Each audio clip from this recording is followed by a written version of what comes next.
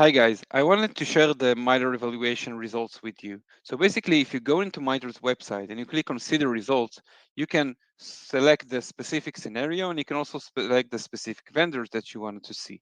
So as an example, let's take a Windows scenario that includes ransomware activity. So we can easily compare Signet with, let's say, Trend Micro and Sentinel-1. And one of the things you'll see immediately is how many detections were counted out of the 40 different attacks that were taking place by the MITRE execution rate team.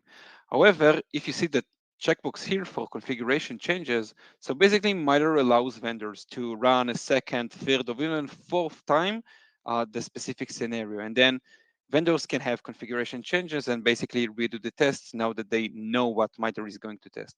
Now, if I uncheck this one, you actually see that Sonnet had 40 out of 40, while Trend Micro had 23 out of 40 with 15 missing detections, and Sonnet 1 had 37 detections and 3 missing detections. So you can see that actually Trend Micro did 38 configuration changes and Sonnet 1 did 8 configuration changes, but I never tell you about this in their publications.